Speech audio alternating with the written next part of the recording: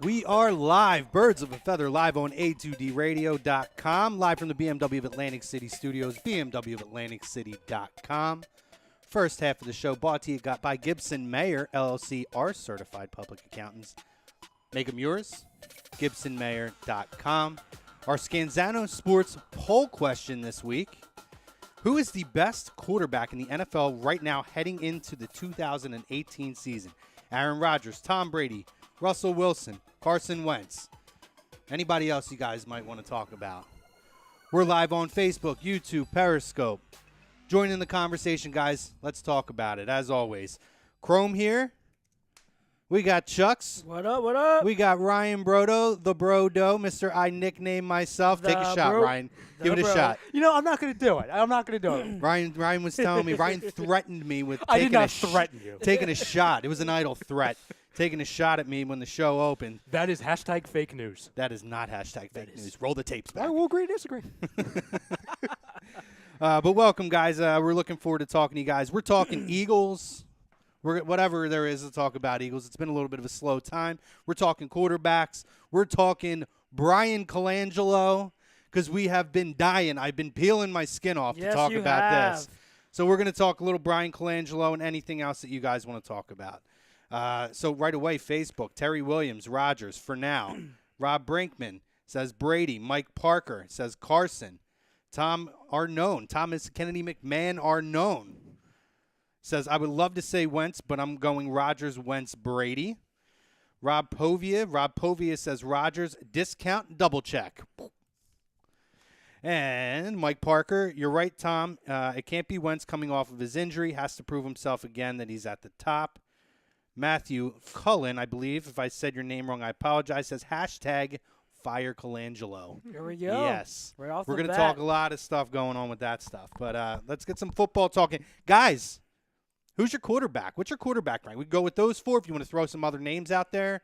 Maybe talk about some guys who are on the horizon that might make a breakthrough this year or next year. QB talk. Yeah, man, a little QB talk. I know Mr. Brodo over there is very excited. Yeah, he's a very QB excited. guy. Oh Sorry, buddy. No Donnell Pumphrey, no running back talk this week. That'll be next week. But well, let's focus now. How do you guys rank the NFL quarterback situation going in as far as this season coming up? So I will go, and I'll give my ranking. So to start it off and subsequently answer the poll question, I have Rodgers up top as my number one QB. It doesn't change the fact that Tom Brady is the GOAT. He's the greatest of all time, and that doesn't change it. But if I'm talking about like right now, if I'm going to pick a quarterback to lead me into this season, and I have my pick of anyone, or and you do, by the way. Game, yeah. You have your pick of anyone. Aaron Rodgers, and then Tom Brady would be number 2, and they would be my like tier 1 of quarterbacks. Okay. They're like at the top. The next tier down, I'd go number 3. I would go Carson Wentz at number 3. For some people, that's low. For some people, some scouts and people on Twitter that I follow and talk to on very frequently, they think it's too high and too early to put him that high, because he's got to do it consistently, and which is a valid point. But to me, like if I'm just going based off of right now, I wouldn't want Drew Brees. I wouldn't want Russell Wilson, Ben. I wouldn't want any of them over Carson Wentz. So give me one game. Give me Carson Wentz. So he leads off my second tier. I'm going then number 4, Drew Brees. Number 5, Russell Wilson. 6, Ben Roethlisberger. 7, Jimmy G. Jimmy really GQ. That's really high. Is that your big breakthrough guy that's like consistently all season? I really do think so. Okay. I think the 5-game stretch, yeah, I get it. It was only 5 games, but that 5-game stretch, it was amazing. I mean, you're talking about a guy who's in an offense, and he didn't have many good weapons, and he absolutely shredded the Jacksonville Jaguars defense. So he's in a very good system, and he's had all this time to develop. I think he is going to be, like, it's him and Wentz to me top 2 young quarterbacks for the future of the league. So I have him number 7, and people might think I'm crazy, but honestly, I really do think he's the 7th best. And then I got Stafford at 8, Matt Ryan at 9, and Phillip Rivers at 10. The one trump card I will say, and I didn't know if I wanted to include him in my top 10 rankings or not, is Andrew Luck. And it's because of that injury. Fair point. And we don't know because we don't know what we have. We don't know what we have. And like we know that when he's healthy, he's definitely a top tier quarterback. Oh, for sure. But the thing is he healthy? And when he's healthy, is he going to be able to regain that form? So he's like that big wild card question mark that you throw him in there, it's possible he's a top 3 quarterback still, but it's also possible that he's done. So okay. Ryan? You know, for me, I think quarterback Ryan Brodo. And I know people are probably going to call me a homer for saying this. Number one, no, I don't have Wentz going number 1. You know, with that being said, I have Rodgers as the best as far as because, like you said, Charles, you know, Tom Brady is the greatest quarterback of all time. I don't even know if there's a debate anymore, really. There shouldn't be a debate. No, there really shouldn't be. But that doesn't mean he's the best right now, and that's what the question is right now. In 2018, right now, Correct. where we stand as fans, who do we view as the best quarterback right now? Right now, going into 2018. And I'm sorry, it's not Brady. It's Aaron Rodgers. And I could make the argument, as a lot of us could, that Rodgers is one of, if not the most talented quarterbacks we've ever seen. I'd say he is listen, the most talented quarterback ever. You saw what happened when he got hurt this year. The complete transformation of the Green Bay Packers. They were a totally different team. Mm-hmm. Aaron Rodgers is just that special of a guy. And in my opinion, like we talk about how Tom Brady, especially in Super Bowls, for example, he's very clutch. You can never sleep on Tom Brady, no matter if they're down by 7 or down by 23. You just never know. Yeah. I only think there's one person alive that could be an argument could be made that is more clutch than Tom Brady.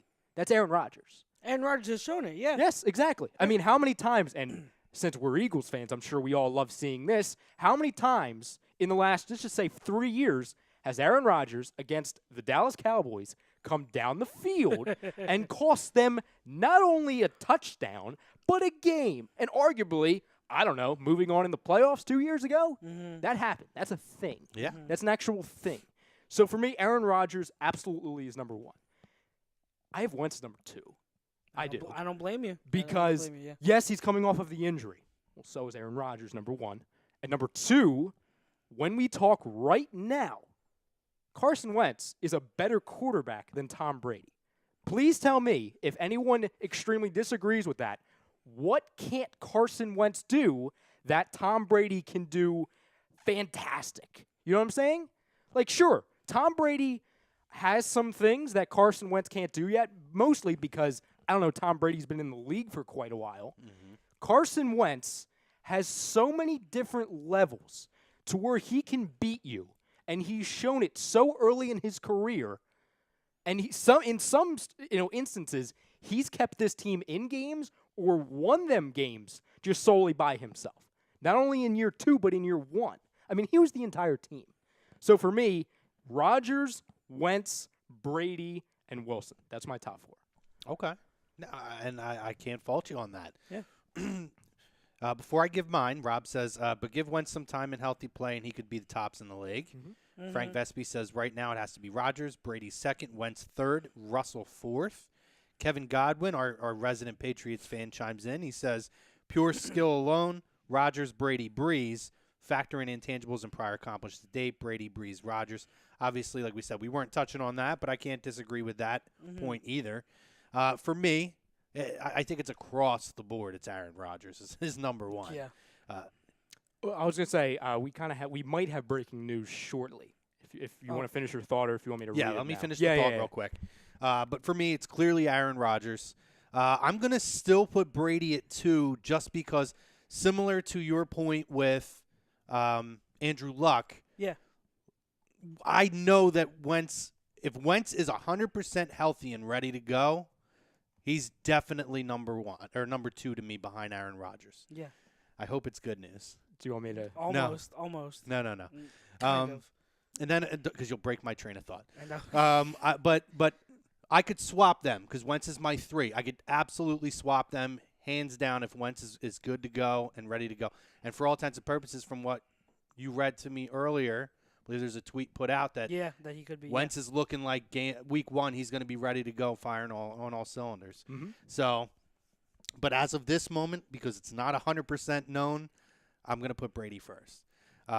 And obviously Russell Wilson. I would put Drew Brees. Actually, I might put Drew Brees ahead of Wilson this year. Okay. Just kind of looking at the scenario. Wilson would probably be 5 for me. I put Jimmy GQ over Ben Roethlisberger. And I know you don't like Ben. It's but not even just not, that. yeah. I'm looking at the potential that I'm seeing in that team this year and him, and I think the kid's the real deal. I think One, so too, he is. I'm not going to run through a whole top 10, but one guy I think that we might be sleeping on who might step into that top 10 this year is Jared Goff. I like Jared Goff a lot. I think he made huge strides last year. I could see him sliding up in front of guys like a Stafford or guys of that Ryan, elk. Phillip Rivers, Matt Ryan. Yeah. And as far as yours goes, I put Phillip Rivers over Matt Ryan. I can't argue that.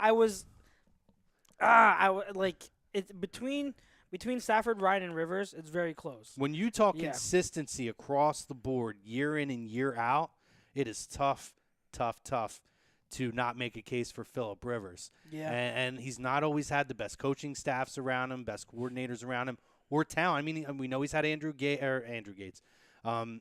Gates. We know he's had good running backs, but it's never seemed to all kind of come together at the right time for these guys. But that team you saw last year after the first 4 games is a lot more indicative. And I like what they've done in the offseason this year. I think watch out for the Chargers next year. Yeah. Although losing Hunter Henry is a huge loss for them. Did they bring Gates back yet? Because I know they contacted him. No, nothing official yet. So I'm going to be interested to see what happens with that. But, I might put Phillip Rivers in the 8 or 9 spot. But that being said, give me the news. So, we talked about this before the show. Nothing is official yet. But the breaking news, or possible breaking news, is that the 76ers reportedly met with Brian Colangelo and his wife separately for several hours today. And it looks like that could decide his job status. And Colangelo, the whole Colangelo decision will be coming very soon, reportedly. And what's very soon? Well, I know Come on.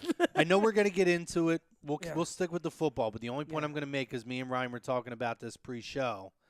Ryan said that he thinks that it could come tomorrow before the finals. He thinks that Adam Silver is trying to have them push it back to not overshadow as much of the finals as possible. Agreed.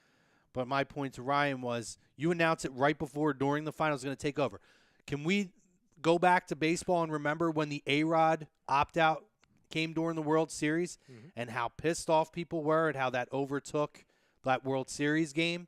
I think it's a similar case here. And I said to Ryan, the ideal situation, if I'm them, they know their mind's made up. They know what they're going to do. They're just going through the process. The decision, pun intended, they should have, the decision would be smart to have it done tonight. I wouldn't push it back to Thursday morning. I wouldn't do it tomorrow before the finals. Hit it out. Face it head on tonight. You have 24 hours to deal with it essentially before the start of Game 3 tomorrow night. So that's what I believe. We'll get more into it. We'll talk the details, the dirty details of that. Back to Facebook, and then we're going to hit some YouTube comments. Yep. Patrick E. McAndrews says Rodgers, Wentz, Wilson, Brady. Brady is still great, but I don't think he can outplay those guys. Fair point. I mean, Breeze is another guy you can throw in there. He also says any more that is Brady, Rodgers, Vinny Massington. Vinny says Brady, Rodgers, Wentz, Wilson. Vinny loves Brady. He does love Brady. He absolutely loves Brady. Kevin says he agrees that Jimmy GQ over Ben. Ben's wide receiver core makes him not skill. I guess he's saying the receiving core does help him out. And Patrick says ranking of rookie quarterbacks. Ooh, do we want to go into that now? It's so like tough. Everything would be projection. I mean, here's the thing with ranking the rookie quarterbacks. What's tough, and we kind of talked about it draft time. We're not even out of OTAs yet. but even taking OTAs, because I still think it's tough to gauge these guys. Then This is the one year we talked about where it's like there was really no absolute clear-cut guy, right? Yeah. First time you could take 4 or 5 names, throw them in, mix the bag up, and just pick out a name, and that's your quarterback. I mean, you could throw all the names up, and they can land, and then whatever one lands first might happen to be the best quarterback. So it's tough to gauge now. I think that's definitely a fair conversation when we start getting closer to, or a little further into actual training camp and closer to preseason and kind of see how these guys are looking as far as those reps. Yeah, I mean, the only way to actually, try and make a list with that is just project, number one, how we already felt about the quarterbacks before they Yeah. were drafted, and two, kind of their likelihood to succeed with the teams they are on now. Yeah. The Because team- that's obviously yeah. a big element. Mike Parker says, I'm staying locked right here to hear the BC news from you guys first. Yes! Woo! Amen. I mean, And let's James hope. Wilder says, "Ye Spidey, me too." Which James Those told me two. not to read it on the air, but James did send me a quarterback thing earlier. He put an elaborate long one. He said, "Don't read it Okay. on the air because it's like a novel. It's not that long." Who gonna cares? say. Come on, James. I'm gonna read it to you. I'm gonna read it, James, and Okay. and we're gonna put James's thing out here. Cool. Let me James? get to the YouTube comments and then Get to we'll the go to YouTube, and then I'll read. So James' thing after. Rosca says, "What's up, boys? What up, David? I'm ready to see Cavs make a comeback to win the series in Game 6 of the NBA championship, and Vegas Golden Knights will win Game 5 and even up Game 6." I would be more optimistic for the Golden Golden Knights Knights, than I yeah. would for the Cavaliers. Yeah. Yeah, they're in trouble. Todd Womack, Philly Dilly guys, Philly Dilly. What's up, Todd? not happening. LeBron already started packing. Oh, he's gone. Yeah, and then he gives his ranking. He says Rodgers, Wentz, and my lookout for is Watson. Maybe LeBron's Someone- watching A2D right now, trying to hear what's going to happen with Brian Colangelo before he figures out where he's packing his Bron, bags for. Bron. But yeah, he says Watson, who I think also could be another one that could climb up, possibly in top 10 very soon. Not the next, if Yeah. not this season, maybe in the next 2 years or so. He also says Mandy Rose is on. Nice. So It's a wrestling reference. David Roscoe says Foles is not overrated. Foles is wonderful, awesome. I will touch on that in a bit, but let's continue with James's thing. So James said he put poll answer, don't read on the air. It's long as fuck and probably needs chapters. He said I'll have to go with Brady. Dude's consistently good and seems like he can throw to a yond with hands. Oh, okay. I don't know what that meant. Oh, no, James, I don't know what the hell that meant. Rodgers and Wentz are coming off injury, even though their recoveries are done going. Well, I won't speculate on their performances here, except that the need for speculation drops them below Brady. And that's a fair point. Mhm. The Seahawks aren't better than last year, and I didn't feel Wilson was at his best in 2017. So I don't see him being better than Brady either. I agree with that. I think that it's going to be a tough road for Russell Wilson Yeah, this it's year. gonna be a tough year for him. I do. I think it's going to be a tough road for him. But, I mean, listen, he's an elite quarterback. He's a stud. So they'll win some games on his back. The one thing I disagree with James, he had said that he didn't feel that Wilson was at his best in 2017. That's what he said. Oh yeah. I disagree with that because he had the most touchdowns. And he And was he was in the conversation for MVP, and I agree with you. He had no help. Yeah, I mean, know. he's the only reason why they Yeah. got that close. Parker corrected what James was saying, and he said anyone with hands. Obviously, he knows because him and James go on there. They're on one level Yeah. in A2D Real Talk, which, by the way, you have to definitely check out. What's it, North of the Border with James Wilder and Oh, Mike yeah. Parker? Hashtag Garage Talk, North of the Border. Hashtag Garage North Talk, of the Border, hashtag Garage North Talk. of the Border. God. It's exciting. So many hashtags. Patrick E. McAndrews says, I should have added way too early rankings, LOL. And James Oh, said, good. I edited it. I thought, nope, not the one I saw, buddy. I tried to screenshot it before you tried to take it down and tell me not to read it on the air. Oh my God. But yeah, no, it's I can't fault the argument that No. with both Aaron Rodgers, but Aaron Rodgers is He's unreal. he's Like you think he's of- got the track record to expect he's going to come back and be ready Yeah. to go. Yeah, and like with how many quarterbacks can just like if he is there ever has there ever been a quarterback where you're just like late in the game, only a few seconds left, they have their only hope is a Hail Mary pass. Who's the one quarterback you're Aaron just like, all Rodgers. right, yeah, I actually think we have a good shot. Aaron Like, Rodgers, yeah. Aaron Rodgers done it 3 times. It's absolutely nuts. Like this guy is unreal. The type of throws he makes, and that offensive system, like that he is the offensive system. The offensive system relies on him making the calls, making the reads, and if it's not there, he makes something happen with his legs. It's a very like Mike McCarthy's system is not anything like you're not getting Doug Peterson level offense. You're not getting what's his name from the Rams, McVay level offense here. It's very like cut and dry because they rely a lot on Rodgers. So Rodgers literally like it's kind of like reminding you of Peyton Manning. Remember how Peyton Manning was literally the coach on the field. He makes all the calls, makes all the adjustments, tells everyone where to go. He was the coach on the field, determining what the offense does. That's what Rodgers does, and like it's just unreal how good he is. And I don't think like what you were saying earlier, like in terms of talent, we might have never seen like a more talented quarterback than Aaron Rodgers. Just based on talent alone. And this is what I always say, like the difference Got a between good question here too. Go ahead, continue. yeah, I'm the sorry. difference between when you're talking about most skilled or most talented and greatest, there are two different combinations. When you're talking about greatest, you have to factor in accomplishments of what you have done, and that's why Tom Brady is the greatest. Because no matter what, if you say he's like, it's because of more so because of Belichick or whatnot, and the team he's in, the system he's in. Regardless, the fact of the matter is he's won those championships. Mm-hmm. He's accomplished that. So you can't say he's not the greatest because when you look back and you think about what he's done, you're going to say it's Tom Brady because he's won all those rings. Aaron Rodgers only has one ring. So he can't overtake Brady in that sense. But if you're breaking down skills, you're breaking down talent, what Aaron Rodgers can do, to me there's no question he's more talented than Brady. Like I don't we know how talented Tom Brady is, but Tom Brady is a 40-something-year-old man at this point. Yeah. And it is a young man's game. I mean, at some point, Father Time's going to start ticking for Tom Brady. It's inevitable. Nobody in the history of sports is a constant machine forever. It will hit. I don't know if it's going to be this year, but I still say the Tom Brady we see now isn't the same Tom Brady we saw 5 years ago. 5 years ago, nobody, even Aaron Rodgers, was in that conversation with Tom Brady. Maybe even 2 or 3 years ago. Well, 3 or 4 years ago, maybe. But it's different now. And I'm looking at Brady, and is Brady absolutely, without question, a top 3, no matter where you rank him?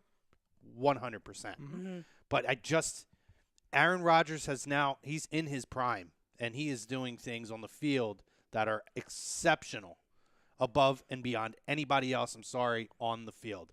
And you talk about his arm, there's nobody in the game that has an arm like Aaron Rodgers right now. Yeah. So people want to put Brady in because he's Tom Brady, and I hate that. Just because you're somebody doesn't mean you automatically deserve to get top-notch on everything. Yeah. It's time. It's another time for another guy to get the recognition. And it's like when I brought up, how there are major questions regarding Rodgers and Wentz because of the injuries. Like, that's the legitimate thing. We and that's a lot of, especially people who think Brady's won could say, oh, well, we don't know what's going to happen with Rodgers and Wentz because of the injury. Well, I could say the same thing for Brady given, we said, his age. Yep. Because like you said, we can just point on, Peyton Manning, for example. Especially in football, there's no steady decline. It's very rare Sometimes that it's it's steady. just boom. It's like 1 year you're fantastic. The next year, what the hell are you doing on the field? Exactly. And I'm not saying that's going to happen to Tom Brady. I doubt it. But there's going to be a time where there's going to be some fall off. And after a while, because he is at that age now, God, it could very well be this season. Absolutely. I liked Kevin's questions. Second-tier guys, I would say more third-tier guys, because when I look at Some tiers, of them more, I tend to go I'd say 5. 5, 6, The 7. first tier 5 are guys. tier 1. The second, every 5 I look at as a tier. But regardless, it's semantics. He says, outside of the top 10, guys like Flacco, Dak, Manning, Bortles, Cousins, who has the potential to move up and gain a top 10 spot? For me, easy, Kirk Cousins. Kirk Cousins. Everybody knows I'm a Kirk Cousins guy. I'm glad he's out of the division because I can like him a little bit, even though Minnesota's still in the same conference. But it makes it a lot easier for me to watch his games and try to see him be successful. I like Kirk Cousins. I like that offense that he's in now. He's got a lot of weapons, and I think you're going to finally be able to see the real Kirk Cousins this year in Minnesota. For me, there's probably nobody else on that list. I have one. Is he just talking about like are those Well, guys he's the ones he's asking for? He's or going guys outside of what we mentioned so already. even more, essentially, even more outside, like just in because general, we everyone. essentially went a top 10, 11 for you know Yeah. we threw some other names out. Yeah. He's saying of these guys who maybe had previous, glory for this year, previous glory who maybe can recapture it this year. Guys who had down years that can get back up this year. I have a feeling I know what you're going to say, but we'll see. For me, it's definitely Kirk Cousins. For me, it's absolutely Marcus Mariota. Yes, thank you. Okay. I was gonna say him. Oh, I was gonna say him. I thought you were going to say Dak. No. Why the hell would I say I don't Dak know. Prescott? What the hell is this? I don't know, Ryan. I'd walk out. I'd walk don't out. know, Ryan. I'd forcibly remove myself from the studio if I said that. But he did say not just them, guys in general like that. So General, Mariota's okay, a great okay, name. good. I agree with you. Mariota's Mariota, another yeah. guy that could step up. Yeah. I think Jared Goff could step up possibly in number 10 or number 9. See, I already view him. I view him as like 10. I already view him as a top tier. You know what I But mean? we said outside of top 10 though. So yeah, you put him in 10 already. Yes. Okay, well, Yeah, that's so that's he's already- different for Okay, you. so yeah. I put him slightly outside right now, but I could see him stepping in. For me right now, Mariota's like 15. You know what I mean? But I Yeah. look at, that division. That's a fair Okay, yeah. position for him. That team is still, is on the way up. Obviously, they made some, organizational changes. Obviously, with the new offense that will cater to him. Yes. Looks like he has help. God. And listen, he's in year 3.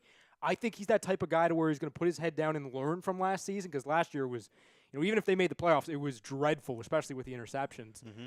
And I just think Mariota's that type of guy to where he's not going to have an ego about it. He's going to, hold himself accountable, and obviously he has help now. So I really think he can make that jump. I really think that game against the Chiefs was his like breakout. Like, I'm ready. Absolutely. To make that next step. And especially with, like you said, the new system. That's huge. That system that he was in for the past few years was just not catered to his strengths at all. Like you did not put him in a chance to win, to succeed, because you're not taking what he does well and accentuating it. But with this new system, I really do believe Vrabel. I'm pretty sure it's Vrabel, right? It's the Yes, Mike Vrabel, yeah. Offensive. The new head coach and the new system there. I really think that he is open enough to do more exotic things and to open up the playbook more for Mariota. So I mean, is it like a shoe-in? Like, oh, he's definitely going to? No, obviously not. We have to see how that offense works. But I really do think he's another name. I think another name. That's a hot take right there. What? Kevin says I personally see Goff going up to 5. I can't see Goff. I don't know about this Yeah, year. I don't know about Goff. That's a at tough 5. one, buddy. I can see top 10. Kevin's a smart but- dude. I don't know. I mean, listen, if he does, brother, kudos to you. You're the first one I know that has him not going that Yeah. high. I'll bring that up in like 5 minutes because I have a I question for you got a guys. hot Okay. take for you. I'm going to give you my quarterback hot take I know. Go because ahead. he's probably 26 to 30 right now. Mitchell Trubisky will be a 15 to 19 Oh, to 20 I should quarterback. have seen that one coming. 'Cause 15 the Bears to- are going to make the fif- playoffs between next a year, fif- right? He's going to be a 15 to 20 quarterback this year. Actually, Yeah, I could be. could. Could be. I would agree with you. Actually, That's my hot take. I could actually. Can I guess what direction you're going in, Charles? Go ahead. Because if you did, I agree. Go Jameis Winston. up. Could. I'm not. No, that actually, he could jump? I think he's regressing. No, No. I actually don't think. I don't think Okay, so here at we all. go. Here's the thing. Cam Newton's a Do- guy I could see make do a I jump. want? back do up. I want? Back up. Do I want Jameis Winston Which to was succeed Newton's name came and up have a in good here. year? Yes, because I like the pieces around him. I really like that offensive roster. You're talking about.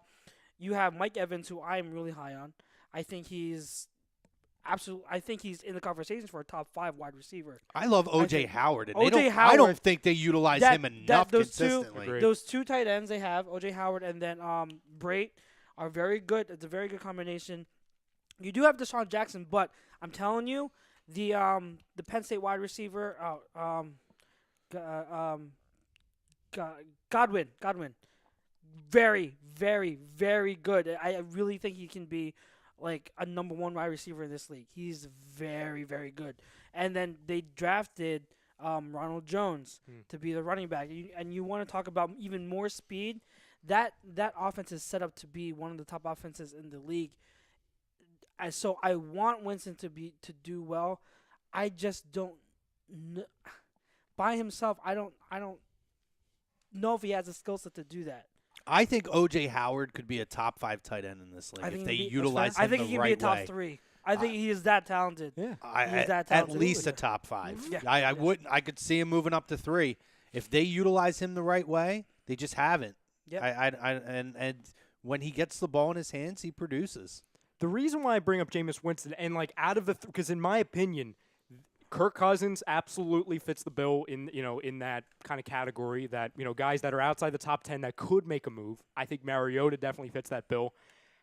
After that's kind of a struggle. Winston's kind of a stretch. The only reason why I say that because I've been on record. I think he's a poor man's Eli Manning at best. That's just the way I view him. Winston, you're talking about. Yes, correct. Okay. So, but going over what you just said, Charles, with how much he has around him, he's set up for it. Yeah. To where he doesn't have an excuse anymore. Yeah. So he's definitely set up for it. If he doesn't do it now, it's strictly on him. It's absolutely on him now. Yeah. Can't argue that. How about this name? Would he be more successful if he stayed in the pocket and utilized those weapons more? Yeah, I just don't think he has the mental discipline. And I agree with that. I think think that's he's- part of his downfall. Yeah. It's not that he's not Michael Vick or McNabb in the early years where, the option 1 and 2 were shut down. He's running, Yeah. but I do think he still has that instinct to need to be the guy if something really needs to happen. And he has so many weapons on that team and a little more, like you said, the discipline and patience to let the play develop with all those weapons on the field. Good Lord, that team should Yeah, have been they so much should- better than it was last year. Yeah, I mean, it's not all the coach was bad too, but at the same time, here's the number one thing on Winston, like because he has the ability to make like some really good throws. He just does not have. He seems like he doesn't have that sense or the priority to take care of the football. Mhm. He is so I would agree with reckless that. with it. Yeah, So with that. reckless with it. Like you see him in some plays, and he's just like he doesn't care. He will throw it when he's about to get sacked, like right in the teeth of the defense, as if it doesn't matter. Like as if the defense is not going to catch it, and like he holds the ball out, and when he's in the pocket, exposed for fumbles, it's just he's got to be more careful and have just a better sense of, hey, hold on to the damn ball. And I don't know, did you guys see the Hard Knocks of that season with the Tampa Bay Buccaneers? I did not. So the Hard Knocks, that was a point of emphasis that the coaches put on Winston. He's got to take care of the football, but he didn't. And I'm pretty confident that the coaches are pounding that in his head that he can't be this reckless with it. But hey, man, until he shows me that he can take care of the Some hot takes going in here. take I love better it. care of the football, I don't see him being able to make that next step. I agree with you. This is why, I love this conversation because you get a lot of hot takes from people, which I'm going to remember these because it's exciting to see people, kind of going out on a limb a little bit. I'm going to run down some Facebook things real quick, and then we'll get back to YouTube. Mike Parker, I love Kirk on DraftKings. He's always been like the 18th quarterback down on the list. Yep. With Minnesota, I still see him being a cheap quarterback to allow for more value elsewhere. He says, I can't help but throw in DraftKings comparisons. That's all good, brother. James Wilder threw in Newton, stuck in mediocrity. Yeah, I don't They think just we're can't- big. Here's Mike my Parker said that Kevin's take on Goff, he said it was bold. Mhm. Not crazy, but bold. It's bold. I agree with that. I mean, he's in the offensive system to set him up to have top 5 QB numbers. I just don't think on skill alone, I don't think he has that type of potential. yeah, talent-wise, John Qualteria, sorry about that, John, says Rodgers, Wentz needs more time on track, but appears to have the same skill set being objective. Mm-hmm. James Wilder says Baker Mayfield breaks top 10 by the time the season's over. No. And he says I had to do it for Tom. he's not gonna start the season though. Yeah. This It the could disconnect. be- He's not starting yeah. the season. He's doing it for Tom. Oh, I know he is. And he says, James with the Be Bold statement of the day. Hashtag Be Bold statement. He says, how is Breeze not on anybody's list? I put Breeze on my list. He's 5 Breeze for me. No, was- he's 4 for me. Excuse Breeze me. was 4. Yeah, I think I put Breeze on 4 on my list, Breeze was too. 4. He's not on – he wasn't an initial option, but we Yeah. open it up for anybody. Yeah, Breeze was 4. Yeah, and James says we're talking outside top 10 now. Parker says, I do think Baker's Brownies make leaps and bounds. Best quarterback. Michael Berry says best quarterback Carson. Kevin says bold prediction end of next year. Okay. Wentz, Rodgers, Brady, Jimmy GQ, Goff, Cousins, Breeze, Stafford. Last two's a crapshoot. What happened to Wow. Roethlisberger? And then Ben I think dropped off. I think Ben's going to regress this year too. What does that mean? For James the Wilder Steelers? says Baker and Mariota for 9 and 10, and Okay. he says get Stafford out. He said get Stafford out too. I don't know who I'd put in his place though. He's just stuck. Stafford- He's Stafford- just stuck. You know I'm not like a massive Stafford guy. I recognize the talent the guy has. And maybe it is that he's just kind of stuck in a really piss poor organization that doesn't make good personnel decisions. Yeah. They don't know how to put an offense together ever. It seems Ever. You Ever. got the greatest running back of all time, Barry Sanders. Couldn't do anything with him. You have possibly the most freak athlete at wide receiver of all time, and Calvin Johnson couldn't do anything with him. Like what? And that's one that hurts me Yeah. because I love Calvin Johnson. He's probably Yeah. one of my top 3 favorite wide receivers of all He time. was I would have loved to have seen him get a ring. I wish he would have signed with another team. gone elsewhere. Yeah. I really do because any other organization, I think he could have done so much. Yeah. Yeah. Here's my question, Charles. You said you had another name. Yeah. I am very interested to see what this. What one if is. now? Okay, this guy. It's possible nothing Tyrod happens this Taylor? year. No, it's possible. It's Oh. possible it doesn't happen this walk year. out. But you're talking about, and we've mentioned him before.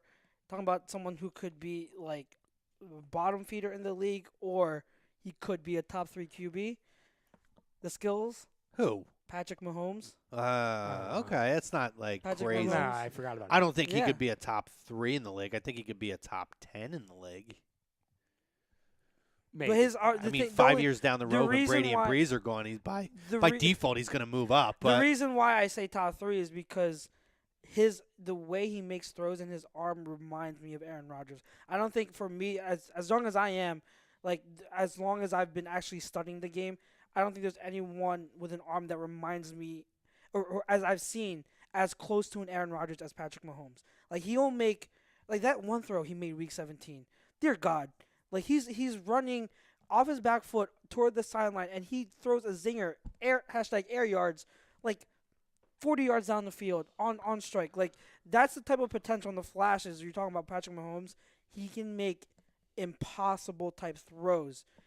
The thing is, he's got to learn how to put it together because in college, he did not have an offense like a legit pro system at all. Like it was all just what do they call it? Air raid offense.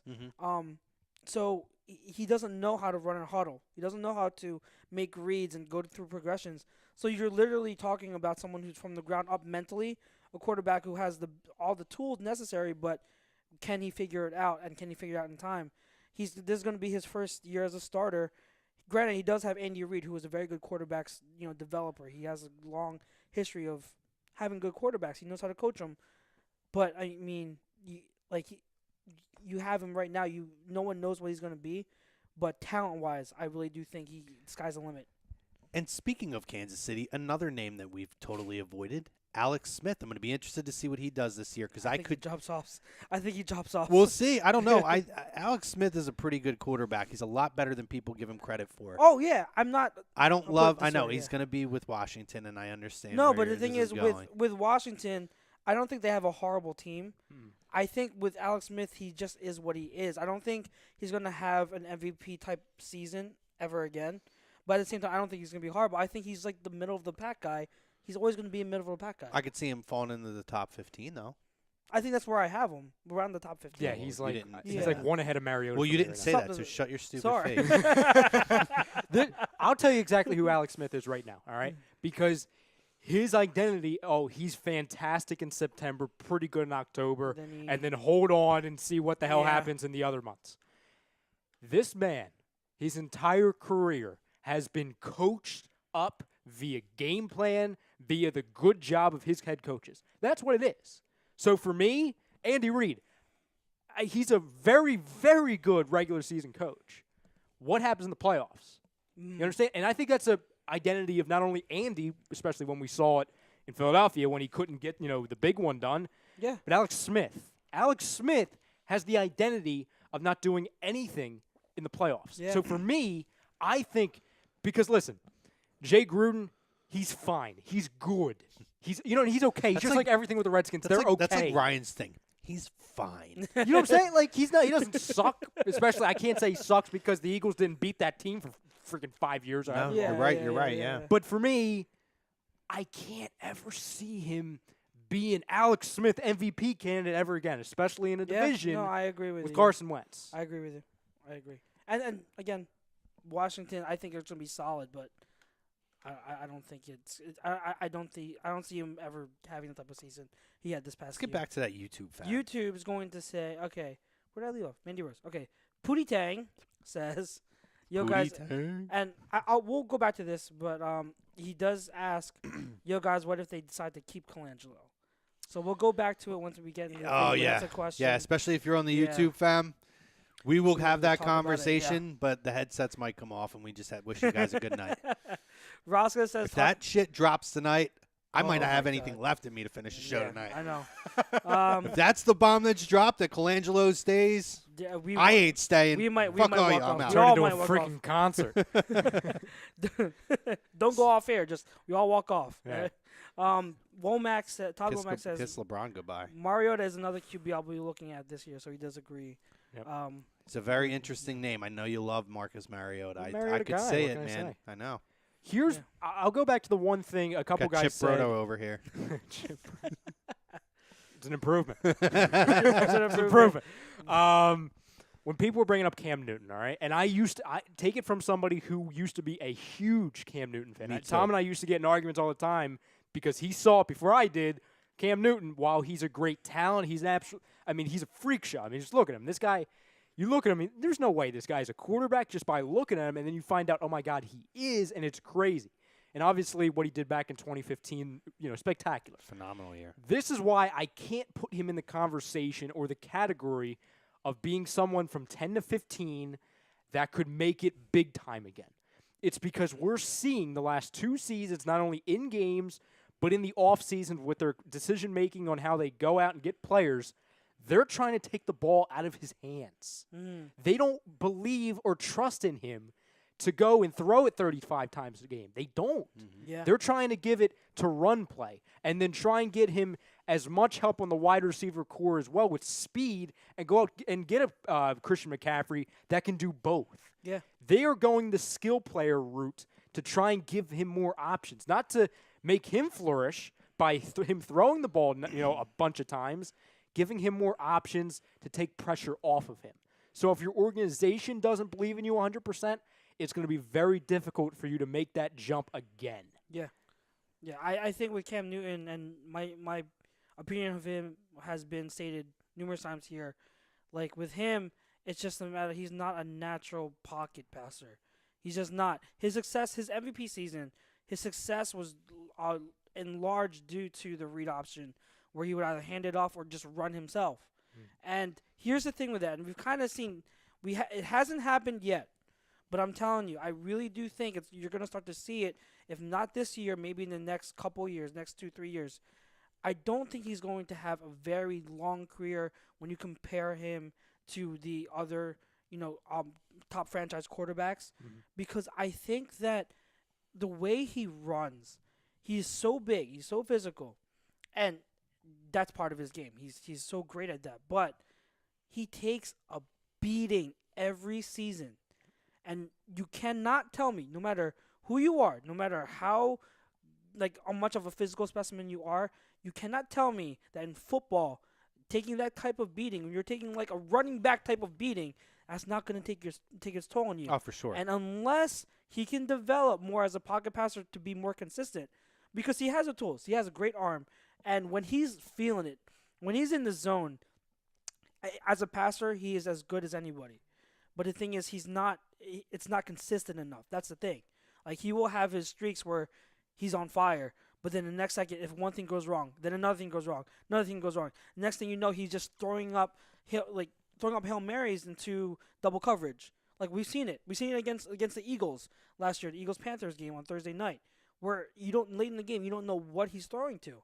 So that's the thing with Cam Newton for me. Like you cannot his style of play. You cannot keep it up for a quarterback for a long period of time unless he learns how to be more consistent. Just a little thing that just dropped. If you're a baseball fan, it's an interesting thing. Max Scherzer pitched an immaculate inning, second of his career. An immaculate inning being 9 pitches, all strikes, striking all 3 batters out. Are you Good for serious? him. That's pretty sick. Fucking Max Scherzer is a freak of nature. The big thing you said, Charles, by the way, and you summed it up perfectly. A guy that's very streaky, doesn't have the consistency. Cam Newton, obviously you can sum him up as someone who has a extremely high ceiling. We saw it back in 2015. Hell, we saw it in a few games this season. He also has an extremely low floor. And for a quarterback, or even just a talent, a player, no matter what your position is, if the polar opposites are so far to where you can have an extremely high ceiling but an extremely extremely low floor, you can't be a top 10 quarterback, in my opinion. The variance is too much. Yes, especially in a 16-game season. There's too many intangible things and too many opportunities out there for things to go way one way or way the other. Yeah. Whereas if you look at that top 5 or top 10 that we put in, that's consistency. That's what you know every time they go out on the field, what you're getting. It's tough. And that's why when we talk about guys like Jameis Winston and all, it's true. That dude, to me, he's a back end of the league. I don't know what I'm going to get. Yeah, exactly.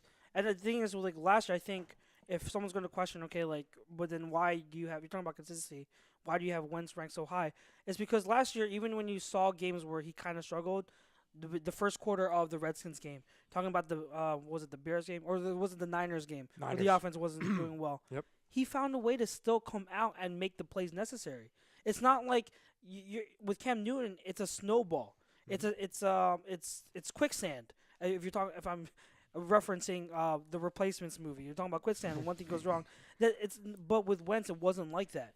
He would struggle, but he would find a way to make the plays necessary to come out with the win. And that's what separates these guys, man. Like you said, with Cam Newton, I remember when we were previewing that Panthers game, I think we said it probably 25 times. Hey, if we want to win this game, get to Cam early because he crumbles. Yeah. You can't say that about Wentz, Rodgers, Brady. We can't because second half adjustments are so huge. Well, you know what? Maybe that's why I should look at Stafford in a more higher light, because even Kevin had said on here earlier, Stafford's consistent 5,000-yard passing guy every year with, give or take, with at times amazing wide receivers and at times nothing. Eric Ebron. Here's the one thing he makes. Obviously, that's not even an opinion. That's fact. Like he does put up those type of numbers. Here's the one thing. That's why I look at Philip Rivers as a top 10 quarterback. Yes, exactly. Here's my one issue with that, to where stats don't necessarily tell the full story. Go back and look at the scores through halftime. Oh, he is way behind. They are behind in games a lot. How many times during the season do we hear, "Oh my God, Stafford leads comeback"? Because he has to. So that's going to obviously pump up the numbers a little bit. James Wilder says, wow, an immaculate inning. That's intense. He says, hashtag agree with a high peak and a low valley. You average out to mediocre. That's Newton in a nutshell. Dion Brown. Damn you, Dion, just finally jumping in now. Oh, he jumps over YouTube. Dion says, what's up, fellas? I'm just tuning in. Poll question. Rodgers, Wentz, Brady, Rivers, Cam, Goff, Big Ben, Stafford. That's his list. Rodgers, Wentz, Brady. Wow, Rivers that high. Ooh. Cam really high. Goff, Big Ben, Stafford. Some hot takes in there. Wow, no Breeze. No Breeze. Got Breeze in there. What's going No on, Breeze. Dion? Wow, No Dion. respect for Breeze? What's going on? He's got Goff up there, though. I think you just missed our Cam conversation, so I'd like to hear what you have to say in response. When you get a chance, Dion, go back and watch our Cam conversation. I don't hate Goff. I don't hate anybody that puts Goff up really high. I think that he has the potential to do it this year. Well, it's funny you bring up Goff again, because when I'm sorry, but I forget the name of the commenter who brought up, hey, Goff might be a top 5 quarterback one day. Here's my question to you guys and the people at home, okay? Say we go in a time machine. We go 5 years in the future. And we look at, because for years, the top 3 in the NFL, it was pretty standard. It was Brady, Manning, Big Ben. Yeah. And then Rodgers came along, they made it a big 4. And then obviously when Manning. Well, Breeze came along first. That's he true. Was like in the fourth, yeah. So we and then Rodgers, yeah. So arguably a top 5. We can just say a comfortable Yeah, top 5. Let's talk about top 3, okay? In 5 years, when Brady's gone, hopefully, God, I hope by that point. Yeah, thank God, Big Ben is gone, Breeze is gone. You know, these big name guys who have been in the league for years and have owned the league are gone. Which young guys do you see 5 years from now taking the mantle as your top 3 standard? And I'll throw a little a factor into this, all right? These quarterbacks on your list can only be entering their 3rd season or less. So don't factor in Wilson or Rodgers, guys like that. Okay, Stafford. I'm going to go and Repeat the question. For me, I'm it's sorry. easy. I don't remember for the one guy if he is entering his 3rd season or less, but I'll just throw it out there. I think the top 3 are definitely going to be Wentz, Jimmy GQ, and Deshaun Watson. Okay. I think it's those 3. Right after that, I'd have to say Goff, but for me, honestly, Deshaun I Watson, really do that's think another name we've left out of the conversation Deshaun all the time, Watson. really. Yeah, I think for me, another if it's someone right there with Goff, I think for the next person, I'm gonna say it. I'm gonna say Rosen. I really like Rosen. So You just named my top 5. really, you think so? It's a lock Wentz. It's a lock Watson. I'm very confident in Garoppolo. Yeah, Okay? that order. I didn't know that if would he be qualified. That's why I Yeah. didn't. Yeah, but yeah, that would if you're probably be gonna my qualify top 3 him- for if sure. you're gonna qualify him, he's top. He's number 2 for me. So Then we go to Goff. It's absolutely Rosen. It's well, absolutely you Rosen. agree. That's surprising that I'm not the only one saying it. Yeah, it's absolutely Rosen. I'm pretty sure if Paulie was here, he would agree. Oh, Yeah, God, yeah, he'd yeah, put him 1. yeah. I think Rosen is just that. That's if he mentally, can stay healthy, though. Yes, that is a big if. Yeah. That is, yeah. Oh, but we can say that And with I'm a lot of guys. And though, in I'm this gonna list. say on the outside of that, Mitch Trubisky. Yeah. Mitch You know what? Trubisky. I can't blame you for that. I'm telling you, I think you're gonna finally get it over the next year or two. Mitch Trubisky's gonna put it together. I'm putting Mitch Trubisky. You know, screw Rosen. He's too much of an unknown at this point. Yeah, I mean, putting Rosen in the top I 5 don't is believe- a gamble. I will admit It's a that. gamble, I'm but gonna that's go why Mitch Trubisky. It's bold. I think, yeah. I do like Rosen's potential more than Trubisky, but we already know that Trubisky is set up really well this season, so I can't blame him. And like we said, for people who are just joining us, that's just young guys. So if people Yeah. are panicking, oh my God, you're not saying Wilson. It's only guys that are entering their 3rd seasons or below. So the Dak Prescott, Carson Wentz Yeah. draft class or Yeah. sooner. That's Yeah. it. Thomas Quintero said the coach for the Eagles is a genius. Cam Newton's coach is not. Mike Baker said Wentz, Baker, Goff. Dion said, oh, shit, how the hell did I forget about Drew Brees? My bad, guys. Take Cam off that list. There you go, Dion. There you go. There you go, Yes. Dion. My man, Dion. Yes. Mike Parker said hashtag bold move Cotton.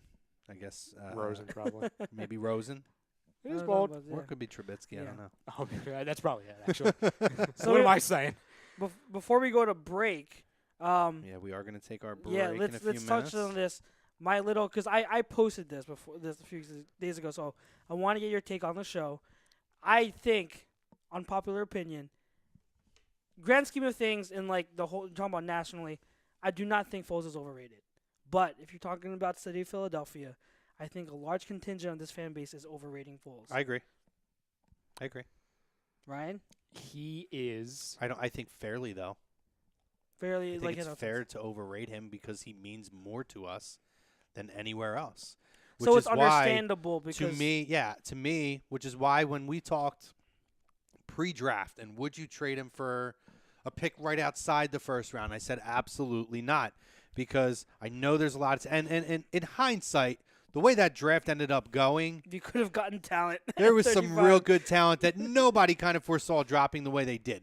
But taking that out and just going in, that's one of those things that certain things dominoes need to continue to fall for that to happen. Mm-hmm. But I'm looking at the value of what him as a second string backup to Carson Wentz is, being a guy who's probably a top 20 quarterback in the league on any team, as opposed to an unknown player coming in. Like for me, I feel more confident saying in a top 25 pick, take him. you can have him. He gets the opportunity. But his value as a backup, which we've seen here, and knowing how good of a quarterback he actually is, we have every right to overvalue him at that point. If someone wants to bite, absolutely, let him bite. If they don't, there's a big value there for this guy here. And I think that the fan base has every right to overvalue him in that. And I primarily is at least as far as the actual hardcore football fans would understand that. Do I think that people are just like, oh, well, he was a Super Bowl MVP? The casual fans who don't follow as much, that's a little ridiculous. But absolutely, I think that it's justified why we do. Now, if you're talking about a fan of another city who's like, well, he won the Super Bowl and he should be starting over Carson, which I saw that shit online for months. That's Dev, a what I'm whole talking about, different conversation. Yeah. But the people in the city who are real fans of this team and follow this team, absolutely, it's justified. Well, I'll tell you exactly, and I realized this when I was driving home from the Carson Wentz game on Friday, because obviously Foles was there. I saw the reaction from him, and obviously it's justified. He deserves the reaction he got, absolutely. We love him. What I'm about to say is no disrespect to him. Yeah. But it is what he is. Nick Foles, right now, he can be summed up as not overrated, not underrated. He is flat out the most exciting insurance policy in the history of sports. Okay. That's literally what he is. Yeah, I mean, unquestionably in football, I would say. Because the argument. I have to really go back in all the other sports and look, but I agree with you as far as football. The reason why I say in the history of sports, with football, obviously the most key position is quarterback. Mm-hmm. You look at the obvious, injury history and how important injury your quarterback is for your season and your long-term, outlook of a career for the guy and your team. I look at it as for anybody, and me included, for anyone who still makes the argument, hey, this is why we should have Nick Foles, they lead off with the health of Carson Wentz. He's an insurance policy. Yep. That's what they start out with. Sure, there's other reasons why you may want Nick Foles, but you always lead off with what happens if Carson's not ready? What happens if he gets hurt? That is a insurance policy. And then you add what he did in the Super Bowl and the playoffs. That's the excitement, and he deserves it. So that's why he is undoubtedly, if we wanted to say in football, I'll go in sports, the most exciting insurance policy in the history of sports. Yeah, I agree. I understand that totally. Yeah. I mean, we're about to cut off, but I will say I think he's overrated. I think he's, just to do it real quick, I think for the Eagles, he's more value to the Eagles. He's more value to the Eagles. Outside of here, I don't think his value is as high. I think he goes way too far, though. I think some fans go way too far with the Foles thing. So. No, I agree. And you've said that on the air before, too. I totally understand your standpoint as well. A couple quick Facebook comments before we jump over to the YouTube for the fans on YouTube, the viewers. Mike Parker was talking about his prediction where he said Baker number 2. When he said bold prediction. He said Wentz, Baker, Goff. He thinks Baker. So that's taking Jimmy GQ. That's ahead also of Jimmy saying, GQ. That's also saying the Browns are going to be you good. were right, buddy. That's a bold prediction. And then Dion, last one. Dion says Baker, I think, will be a stud soon enough in that funeral home of quarterbacks in Cleveland. I kind of feel that he at least has some talent around him as of now. And, so great stuff over on Facebook. Thank you guys for joining us at the top of this video. There is a link to join us for the second half. We're going Sixers second half. We're talking a lot of Brian Colangelo. And we're going to talk about whatever you guys want to talk about. J.R. Smith. Oh, good Lord. But thank you if you joined us on Periscope and Facebook, guys. We appreciate it. We're going to take a short break. On the other side, back over to the YouTube fam. Join us. We'll talk to you in a few.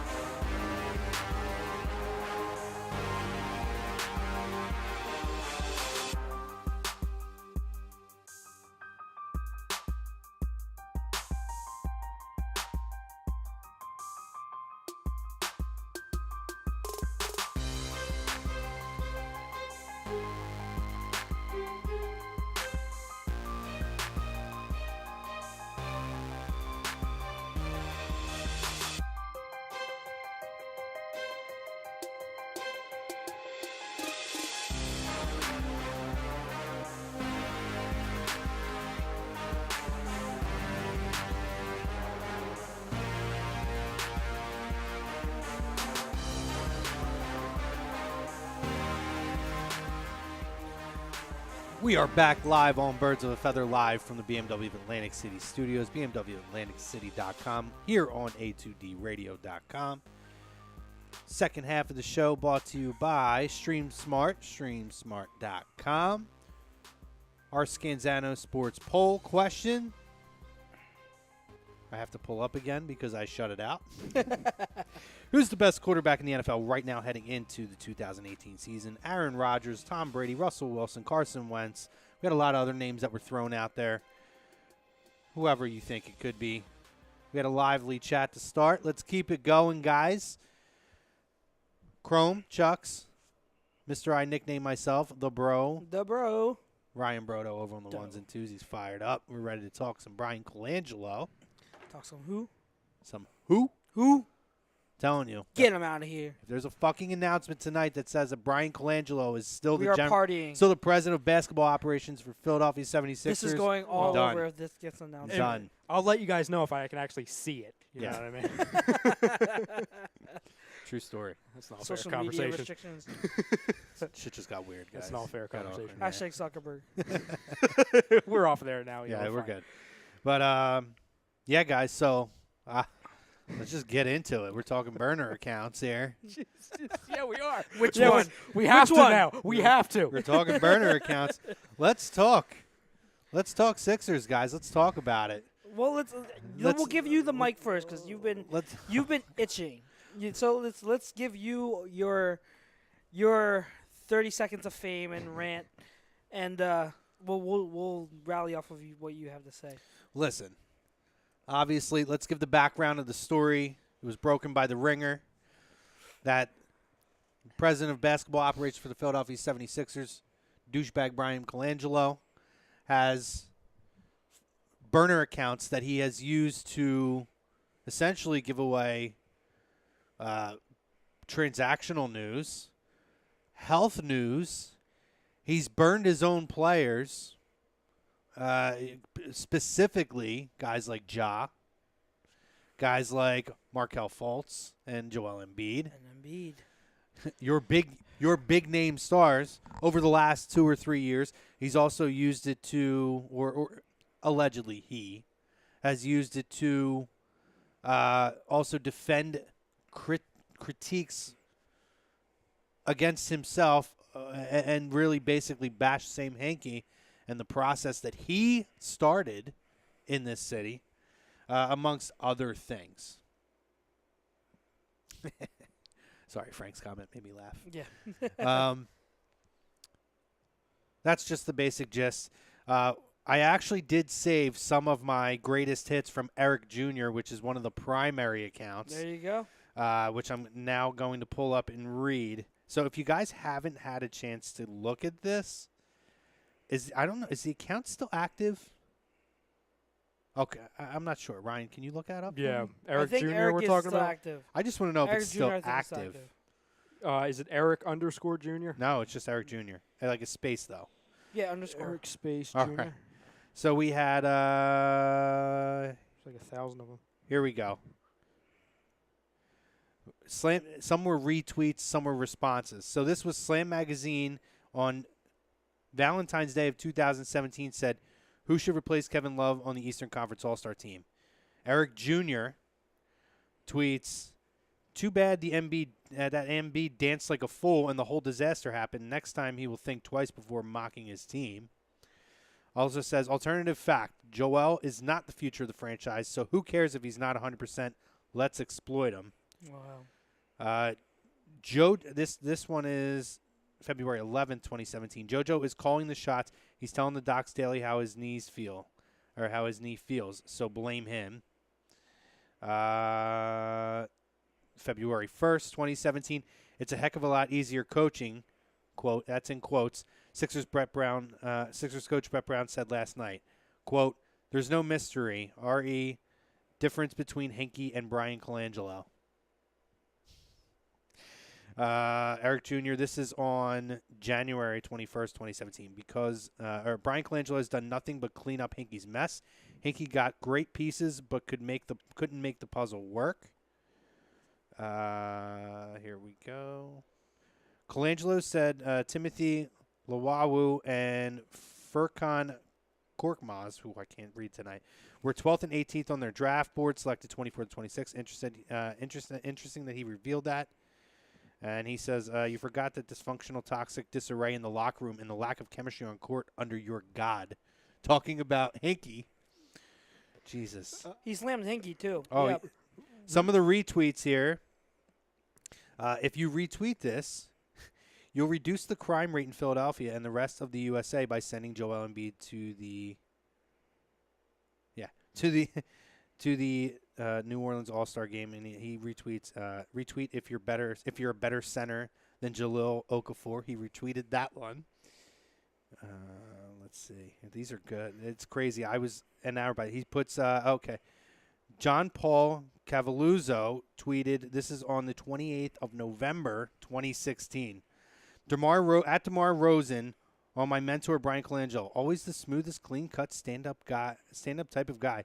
His swag was always on 100. Oh, he tweets the good ones, too. Oh, and then it says, enough. This is in May 3rd, 2017. My birthday. Enough.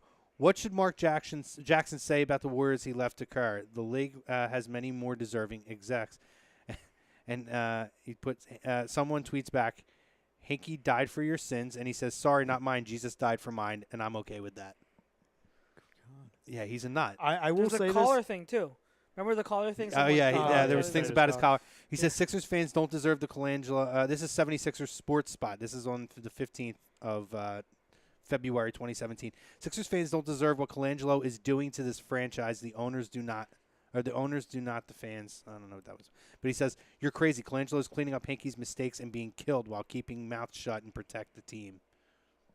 That's just some of the hits. I will say the one thing. So I looked for The Eric collars Jr. were great, by the way. And I typed in literally because it's Eric Jr., but his his Twitter handle is it's Al Vic, yeah. but in 100 numbers. Yeah. So I looked for him, couldn't find him, but I found 100 of them that are BS accounts. Yeah, but people are switched it. copycatting them now. They're hilarious. Oh. I just followed one of them. I'll need to go back It was and a read them. fake account, if you know what I mean. It was a fake account of a fake account. It's a burner account of a burner He account. wished himself happy birthday, saying happy birthday to the best in the biz, Oh and it's my a guy doing this God. Colangelo.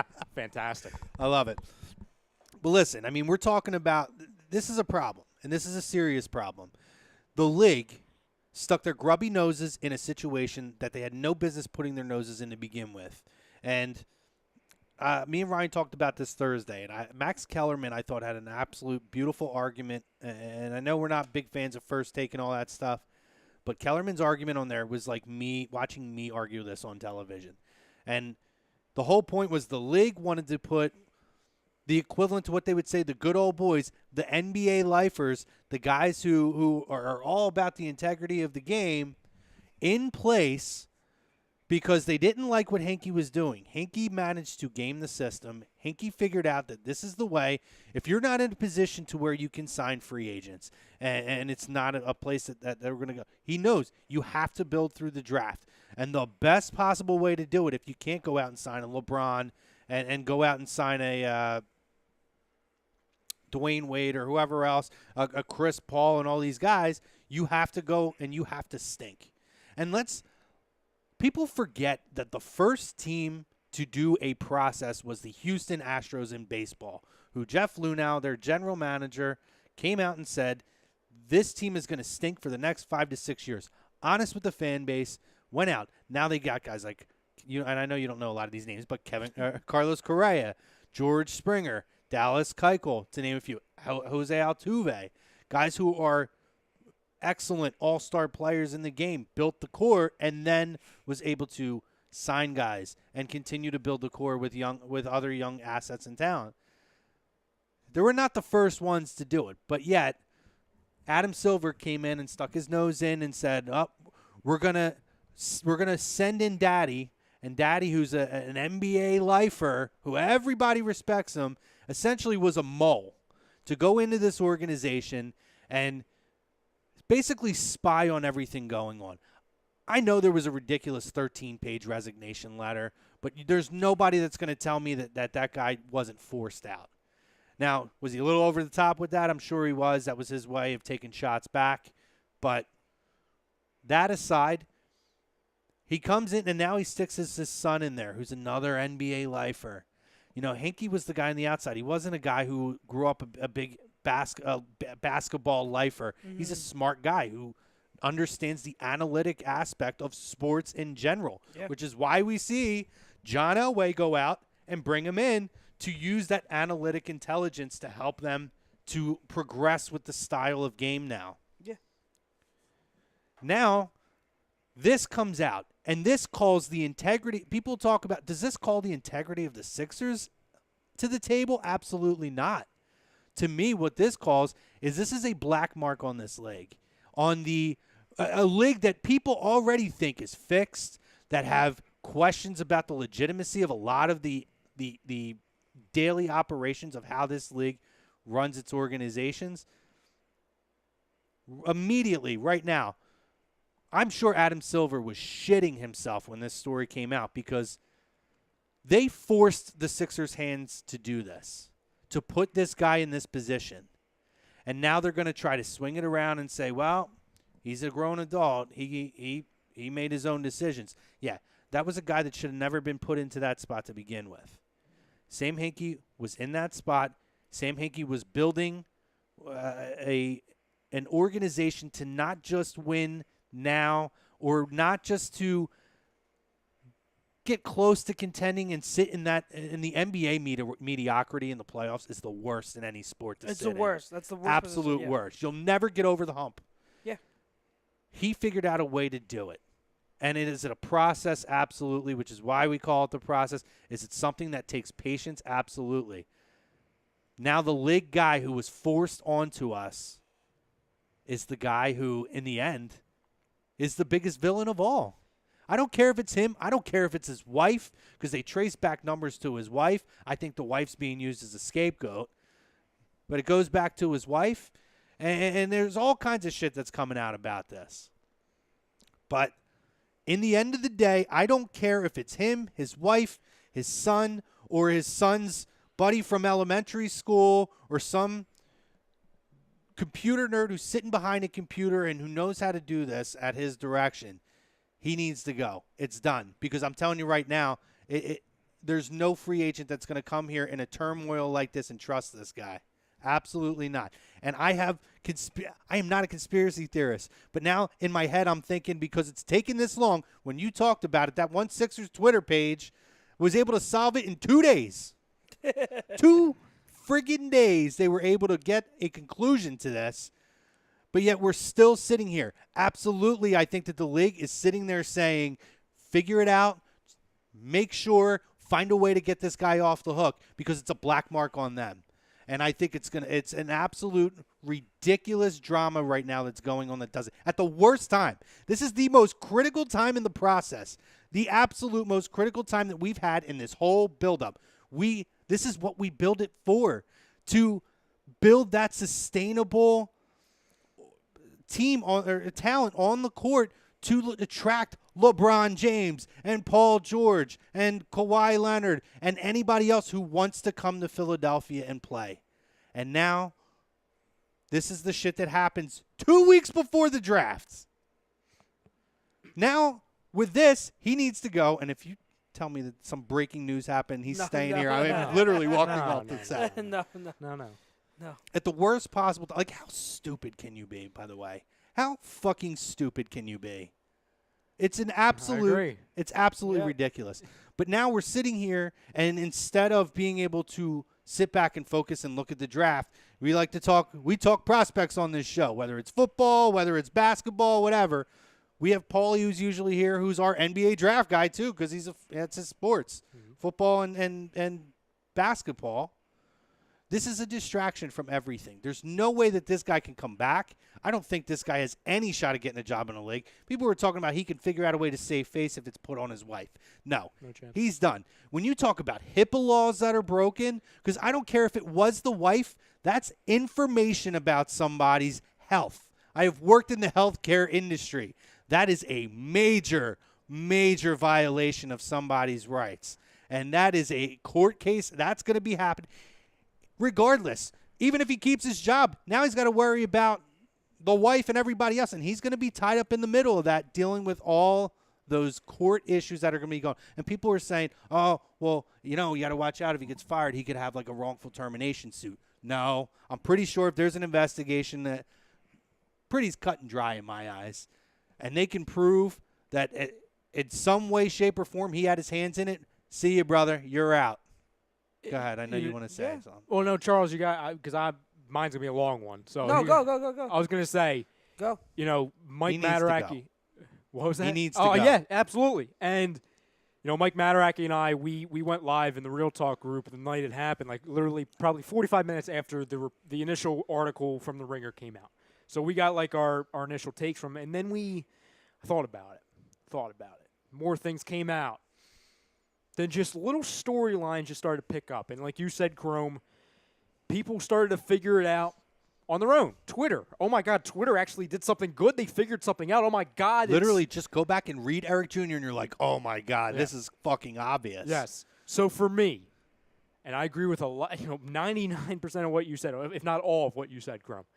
For me, it's an absolute disgrace that at this time in the year, and the Ringer, kudos to them because they picked the perfect time of the season to announce this right in between the conference finals and the finals. Because I'm sure they've sat on it for a little bit, so kudos to them. But what the hell are you doing as a GM? And listen, with all due respect to him, and nothing's confirmed by any means, but I'm going to take the context clues and common sense and pretty much assume that it's him, all right? Allegedly, reportedly, I'll throw those things in there as well, just in case. But it's him, all right, ladies and gentlemen? So if he is actually pressing the buttons and clicking post, or if he's involved in it, how much of a disgrace are you for someone not only that is in a position like he is and was given it by daddy to come here and be able to take all of the credit when things started to get good for a major market, you're going to tweet. And you're going to you're going to act like a 15-year-old kid. It's petty. Because for a while, when I was reading the text and I was reading the post from the 5 different accounts, I was questioning, is this a 40-year-old man or is this a 10-year-old? Because with some of them and how petty it got, I wasn't quite sure. So for this guy to then throw his name in as a factor to not be able to get LeBron James, Paul George, Kawhi Leonard, or anybody, or we didn't talk about this as well. When we talk about trust, let's talk about a guy named J.J. Redick that we would like and hope for him to come back and take less money. Do you think a guy like him, someone who's been in this league and could be a vital part of the success of this organization, would come back here under that clown and take less money? Nope. Get the hell out of here if you think the answer is yes.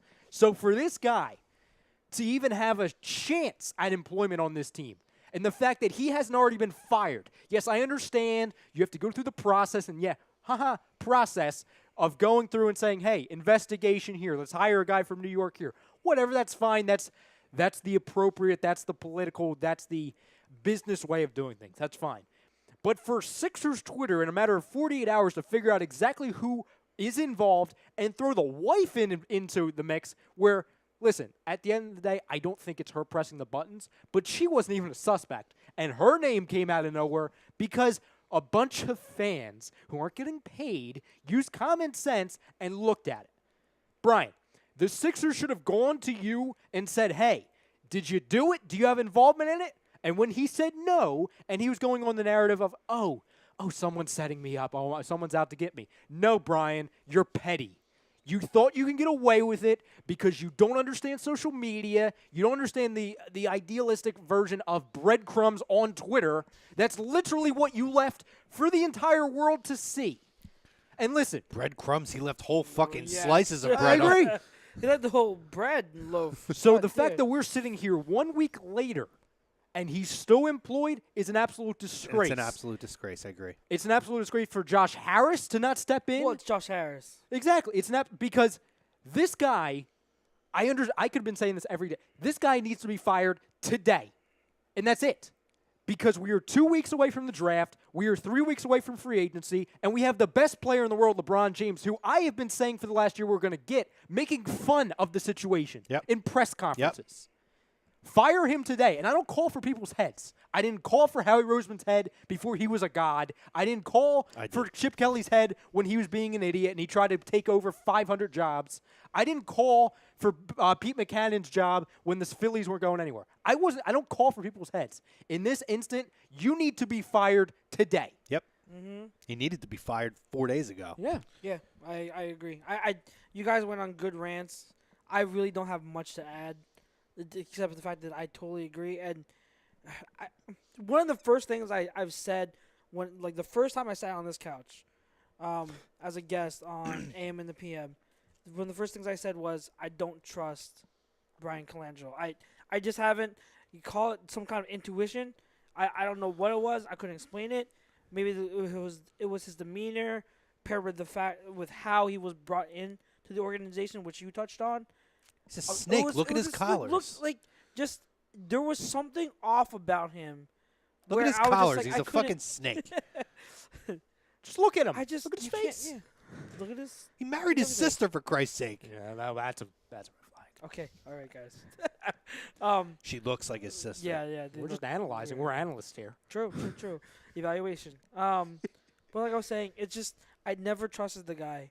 So when this stuff came out, yeah, like no one could have seen it come in. It's surprising, but at the same time, in a way, I'm not surprised because it's like I could totally see this. I could totally see this guy doing something. Maybe not this exact thing, but I could totally see this guy pulling something like this because I just never had the best feeling about him. And what has he done? Like I would understand if the Sixers wanted to hang on to him because he had a good stint with us where he made good moves. He put us in good spots. He did some. Let's not discredit that. But what has he done? What moves has he done to set us in place for the next so-and-so Nothing. years? He's done a lot for this year. Nothing. Simmons, not counting the Simmons draft pick. No, because that was an obvious That move. was easier than a layup. All right? And the Fultz thing, and again, I'm not discounting Fultz. I'm not riding off of Fultz. I still have faith in him. But as of right now, you can't say that it was the right decision. You can't go in here on today's date and say the trade to get him paid off. You can't. So you have to wait and see still. So you can't put that in an argument to say, well, no, he did good things. No, you can't. He hasn't done anything to set this team up for the future. Like, Hinkie put us in this place. He got us set up like what you said. He went through the whole process because it was the only way to go about it. He gave us the assets. He got us the core. He got us everything that we needed. Brian Colangelo has taken those assets and done nothing with it. If you're talking about like trajectory, if I were to make a map of the Sixers' trajectory with Hinkie, it's like, okay, we dropped off and then Hinkie made the moves and then we like. Well, he botched the Ja deal. He botched the Noel deal. Colangelo. Once we had Colangelo, it's like plateaued. What deal has jumped off the page at you? You can say that's a great deal. Well, there's a couple of things, and let's just go through the timeline or abbreviated timeline the last 2 years. Okay, so you alluded to it. He botched the Ja deal, botched the Noel deal, botched the Ilyasova deal, trading them both away for pennies and second-round draft picks that they then sold.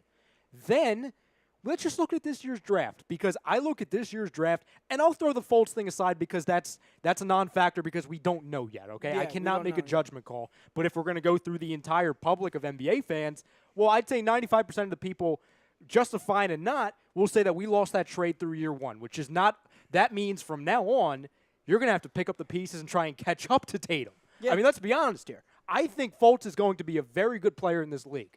But through year one, listen – Tatum, hello, that's all I'm going to say. Superstar. Yeah. Then we look at what he didn't do in the later picks in the first round. I'm going to throw, because people say, oh, we passed on Donovan Mitchell. We weren't in the situation to get him because of how high he went. Yeah. I'll throw the other two guys. So we go out and get guys for number one, overseas guys, which not trying to, listen, if they pick another overseas guy this year, I'm going to be sick. You understand me? Because we have so many picks. And this is not, oh, let's stash for 5 years from now because that's when we're going to try and win. No, it's get everyone on deck today. At the time when they did that with Dario, it made sense. Yes, and that draft was not good at all. No, compared to they now. had got an absolute gem in Dario. Yes, exactly. And they weren't going to contest for an NBA Finals or even a playoff spot at that point. Correct. You pass on Kyle Kuzma, who could have fell in our laps, and Josh Hart, who I was preaching they gave a look at. Instead, you get freaking Jonah Bolden, who's averaging 6 points over in the freaking Euro leagues, and I wanted Hart too, yeah. And they're going over. They're going on Twitter. Oh my God! Guess who's coming over? Jonah Bolden. And I say, who? No respect to Jonah Bolden, but I'd rather have Josh Hart or Kyle Kuzma. Agreed. That's not a hot take. I liked Hart. I mean, but you look at it, right? And it's that information, whether he's the one hitting send or not, that's information that is confidential, that he has to. I don't care if he didn't know and he's just complaining to his wife. And his wife did do the tweets. That's information that you're not privy to disclose to anyone outside of the organization, and that includes your wife. So by feeding the ammunition, you're guilty. Mm-hmm. How many times, and this is going to be it's an extreme example, but it's somewhat relevant.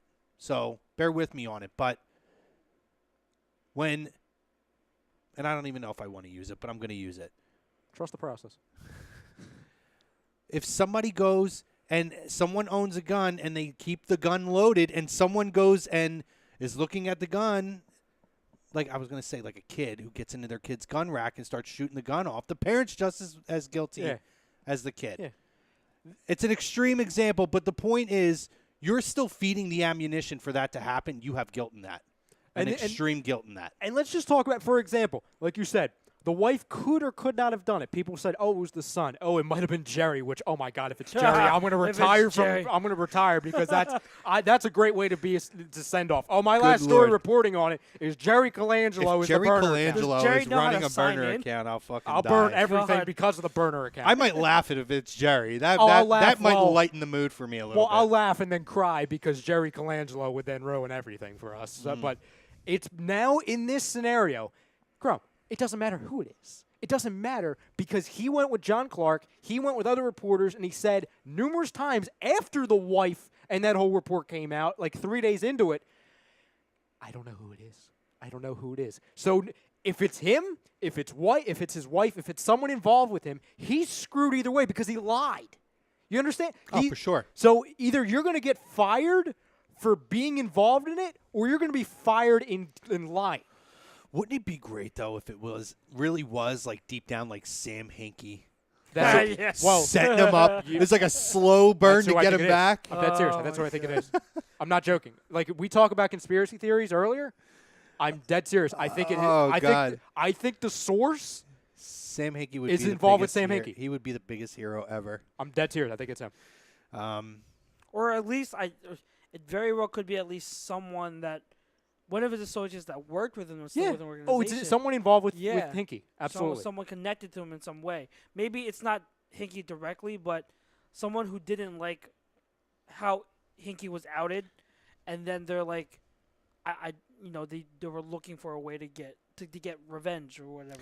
Well, TTP says, while I agree with all of you, I think everyone in the city needs to take a step back. Sixers are going to finish the investigation. He'll be gone in the next few days, and that'll be it. I'm not 100% confident in that. No. This league has constantly stuck their noses in where it doesn't belong. Exactly. And absolutely, I could see the league being the ones dictating right now when the decision comes down. And it would not shock me if the league is trying everything they can in delaying the process for them to try to find a reason to let this guy off. Because the league needs to save face, not just Brian Colangelo. The league who put this guy in this position needs to save face. This is going to be a real ugly black mark on the league if that happens. Because, this is Adam Silver. Like, this is also on Adam Silver. This whole thing. Like, he's the one that was like, this is bad for the league. This is bad for our image. So he put the Colangelos on us. So the fact that this ends up like the way it is, of course it's not going to look good. Like Silver, it does not look good at all, and he is definitely, in some way, however, to varying degree you want to put it, he is at fault. He's responsible. And the sad part about it, and we've been talking about it on A2D for years when it came to, them lying about the Embiid injury, lying about if Dario's coming over, lying about the Ben Simmons issue, lying about Hinkie. There is a constant track record of lies. Well, you know what's sad about it? And this is why I always separate the team from the organization, because I think it's two completely different entities. The players and the organization. They speak for themselves. They represent themselves. You know what I mean? I look at the team completely differently than I look at the organization. This organization is obsessed with PR, but at the same time know nothing about it. They obsess over what's going to look good for our image, but they know nothing about doing it the right way.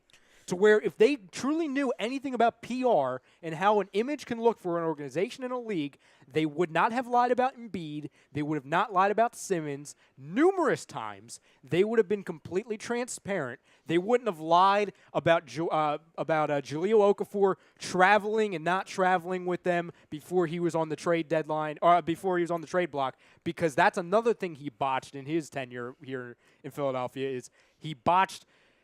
He was saying, Jahlil Okafor is going to travel with us, trying to see, if Boston's going to bite because, we're definitely going to trade him. And people all around the league called his bluff. So for me, they're so upset with making the correct move, so everyone's happy with them. But they clearly do not know anything about it, which is so frustrating to me. And where did the lies begin? The problem was Hinkie was too honest. Upfront about everything. This is what's going on. We're not denying that it's going on. This is the direction we're going, and we're going to stick with this direction. The lies started when Colangelo was placed in his position that he's in currently. And it just we didn't even mention the fact that there was tweets about I don't remember his name, but who took Colangelo's position in Toronto, running him down. Like, what? Well, let's go back as well. Like what we said, number one, another reason why this guy needs to be fired immediately. Let's go back to the Ja thing with his, him reportedly disclosing via tweet the thing with the physical. The trade, right? That fell through. If that comes to be true, that man may very well be in a lawsuit.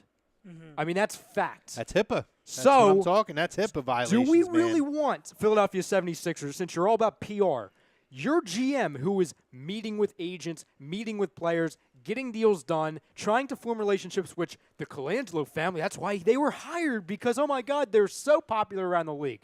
Do we really want our representative in the draft and in free agency by the way, I'm talking with you guys now. You can trust me, but I'm involved in a lawsuit. If I'm every player, if I'm Joel Embiid and Ben Simmons, I'm demanding a trade if he stays. Absolutely. Without question, I want to be moved. I don't want to. I haven't heard that, but I haven't heard someone say that, but I That's agree. Scary. That's scary. Frightening to me. That's yeah, very, very, screw very trying to get scary. somebody else. Nope, I'm out. See They'll ya. hold out. Yeah, I don't trust it. I'm done. Move amazing. me. And it could happen. Yeah. It could happen. So- They're young guys. They got nothing to lose. With that all being said, let me ask you guys: when do you think he's going to be fired? Because I think, do we all believe he is going to be? I or we don't know. I don't know. I believe it, but it's just I can't. Like, The I'm comments- very scared, and it wouldn't absolutely shock me. It would piss me off, but it wouldn't shock me if somehow, some way, Adam Silver found a way to keep him in Philly. I might have to take a step away from the game of basketball if that's what happens. Yeah, I mean, And I love the Sixers, but I might have to take a step away. No, I mean, nothing would be the same. No, I mean, It's frustrating. It is. It's 'Cause then very, very frustrating. To me, that shows me that the organization, the ownership, has no backbone as well.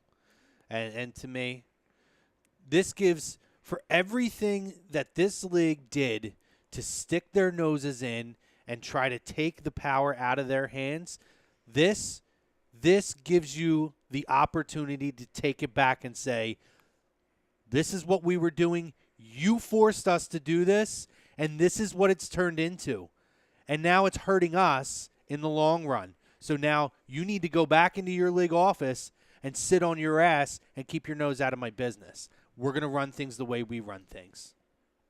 You know, I was telling Tom this the other day. I said, this team is going to regret giving me and all of these 76ers fans a taste, just a little taste of what this team could be. They're going to regret it if they truly keep this clown around here. All right, they're going to regret having such a successful season, because it'd be one thing if we were still relevant. It'd be one thing if we were still a dumpster fire, because it's like, you don't understand. Whatever, of yeah. course, it's the Sixers. They're a train wreck. Whatever. In this season, in this town, with all that's been going on with the Eagles, obviously, in this city, going around these young kids out of nowhere and being the hottest team in the NBA and the story of the NBA. Screw the Cavaliers, screw the Rockets, screw the Warriors. This team was the story for 3 months, and people were going away from the Celtics, going away from their high horse and putting their egos aside and said, hey, you know what? I slept on Philadelphia, but we might have something here. I mean, this team forget about what the Eagles did, because people slept on the Eagles. They weren't ready to go and put their egos aside. This Sixers team caused the narrative to change. And if this team keeps this guy around, they're going to regret it. Because in this series where we were so close, this entire playoff stint, we were so close. And we can see it. We can see the light on the horizon. We can see the trophy very, very quickly, in my opinion. And we have the opportunity to make the biggest splash in organizational history, in franchise history, and getting LeBron James, getting a Paul George, getting a few of these guys, making moves in the draft. And this guy ruins it because they're afraid to pull the trigger. It's an absolute disgrace. I'm going to agree with you in a lot of the senses, but I'm going to look at it from another angle. Because one thing I think I mentioned to you, and you might have gone back and read it in that group, it wouldn't surprise me if the league wants LeBron to stay in Cleveland and will drag this out to make this more of a case for LeBron to stay in Cleveland. I believe they're that shiesty. That's point one. I actually disagree with you in a sense of giving the fans a taste, because I look at it, if the Sixers were completely irrelevant, I think they would be done in this city if at that point. The fact that they have such likable, such personable type of players on this team, young players like an Embiid and a Ben Simmons, they are banking on the fact that fans will stay loyal to the players even though there's a disconnect from the organization and upper management. I truly believe that. So for them, in my opinion, they're looking at it as there's enough in place for the fans to still stay loyal. And because the Eagles won a championship, and because the Villanova Wildcats have won 2 titles in the last 3 years, this city is so hungry to continue now to win, because we're not used to this, that those fans they will bank on will continue to ride it out, at least with those players, which in my eyes is more of a reason where if this buffoon stays in his role, Joel Embiid, I'll see you guys later. Trade me, move me, whatever you got to do. I'm done. I ain't being around this douchebag around here. And that's the way then that you make an impact on the organization. Because once those guys are gone, and especially if it's because of that, nobody will trust this organization. Yeah.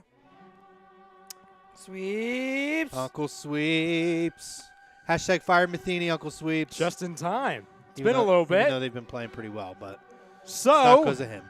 it's time for sweeps. Sweeps. So he says, yo, studs, apologize for my absence. Been working Tuesday nights for a while now. I know, you have All been good. absent. Listening on my way home. Great work. F rat face Colangelo. Fire his fruity. He said, no, fire him, no questions asked. So basically, he agrees. Yes. Yes. F him.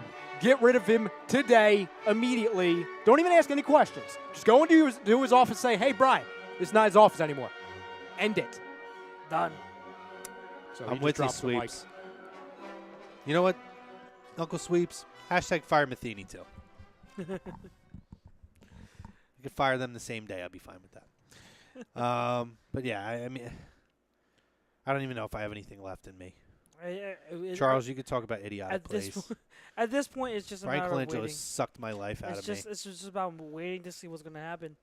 Like it's And I will credit that one of the first things Charles ever said on this station on AM and the PM was, Colangelo. I don't trust I don't trust him. Colangelo. Yep. It's one of the first things he's ever said on this station. I don't. From day one, go back to the tape. It's there. But all right, segue to kind of cap off the show. Since we're talking about idiotic moves, let's talk about idiotic plays. Yeah, sure. J.R. What was Smith. your reaction, guys? Literally, like what as you were watching Mr. J.R. Smith. Well, no. Let's back it up like a millisecond.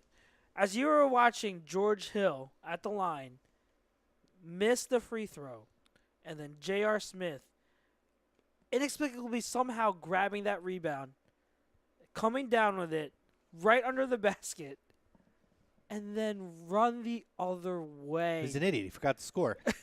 Like, run the... It's pretty clear he forgot to score. I was sitting in my bed watching it, because this was the same night we had started to watch Game of Thrones, and I was like, oh, babe, it's the last minute. It's like a close game. I got to watch it. So I watched it. Pillow talk with Charles Pillow Barron. talk.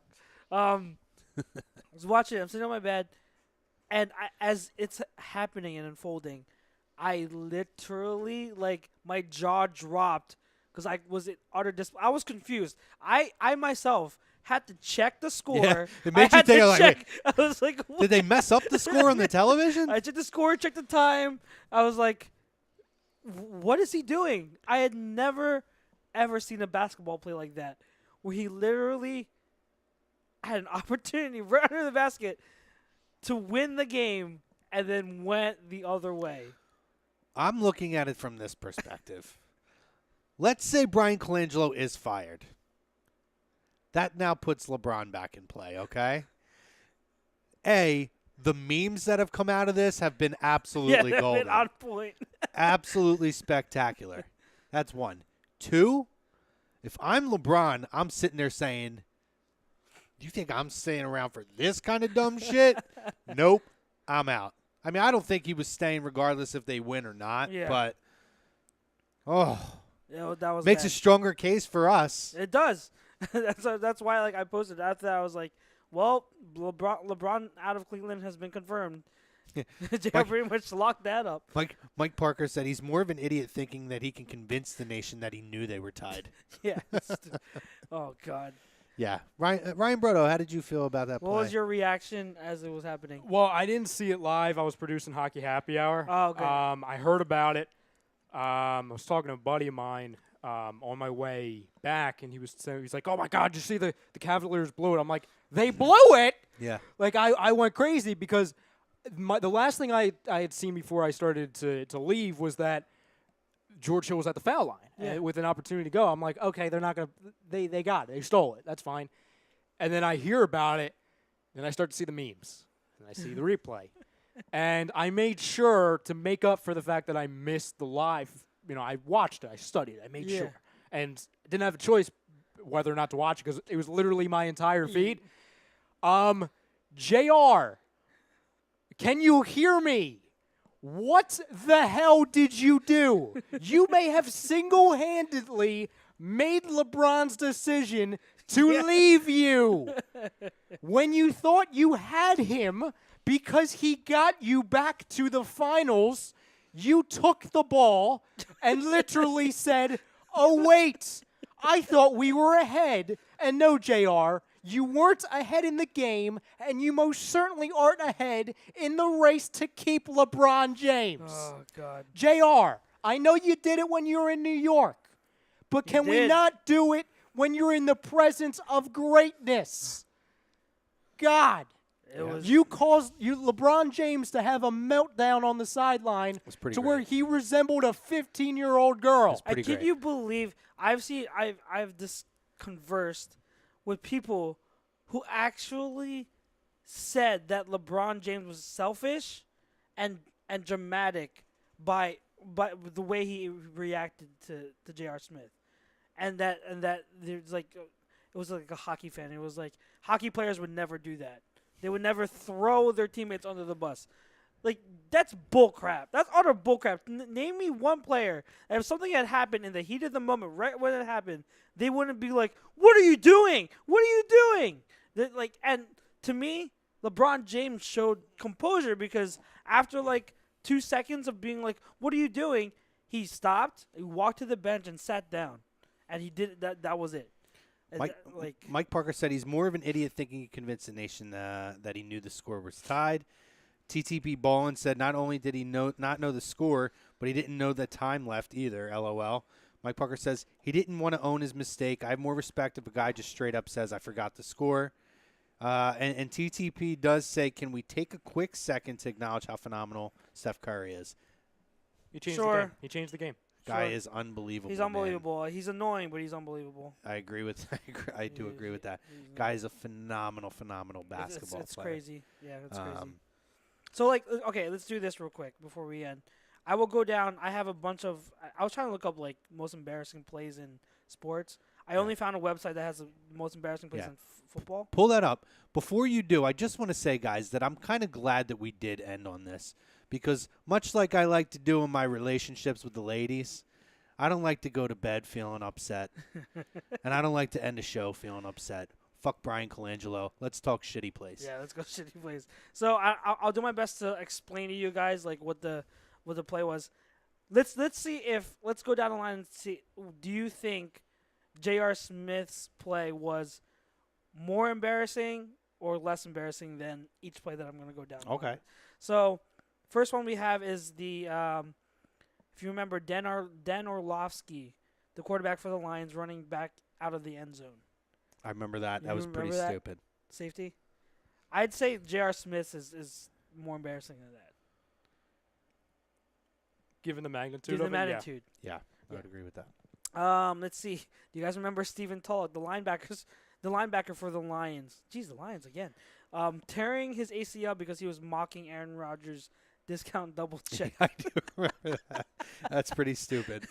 When you're ready, by the way, Charles, let me know. I have a guess for what's number one. Okay. On that list. Gotcha. He's going to see if it comes up first. Okay. Number 8. Do you guys remember John Carney missing the extra point for the Saints after the Saints had tied it late in the game with all the laterals? Oh, against the Jaguars. Yeah. Yeah. Considering it's a kicker, I actually think this play is more embarrassing because considering that the miracle, that miracle of a play to tie it is crazy. And this is not when the extra point was 30 yards out. This is when it was at the 2-yard line. Yeah, but that's a miss. That's not like a mental mistake. Okay. All right. That's fair. Okay. The Colts fake punt attempt against the Patriots. Do you guys remember where they lined up the center and the long snapper, and then everyone else was off to the side? It was like a Monday Night Football game. I don't remember that. You remember that one? Okay, Brodo, do you remember that one? Say it again. I'm sorry. It was the worst, the fake punt that the Colts tried to get. That was my guess for number 1. That was your guess for number 1? Yeah. It's at number 7. Well, can't win them all. Let's see. Is Deshaun Jackson on the list for falling down in front of the 1-yard line? Number 5 is Tony Romo. The butt fumble. That's Sanchez. Seahawks. The failed hold Mark against Sanchez, Seahawks. Yeah. That's probably number 1, Chrome. What? Butt fumble. We'll see. Butt fumble might be that's number 1. That's pretty embarrassing. This is interesting. Number 4 is the Miracle of the Meadowlands. Pisarcik's fumble. Martin Grammaticus celebrating and then blowing his ACL. That was a good one too. That was a very, very good one. I think it's my pick for number 1 is either the butt fumble or the college moment when the announcer's like, "The band is still on the field. The band is still on the field." I don't know if that's embarrassing though. The butt fumble's pretty bad. Yeah, butt fumble's really bad. That's got to be the one. Number 3 is Leon Lett. He touches the football after the missed field goal. Yep. Number 2 is the butt fumble. Oh my God, this number 1's going to be a shocker. I don't know what the number 1 is. Controversial. And Jim Marshall running 66 yards in the wrong direction. Yes, I do remember that. You know what should be on that list as well? I do remember that. Vikings versus Seahawks 2015. The missed kick from 9 yards. Oh, in the playoffs, wildcard round. Oh, that was pretty embarrassing. Why am I blanking on the name of the kicker? Oh yeah, he's been on 20 teams since then. Yeah. Oh my gosh. Chat, help me.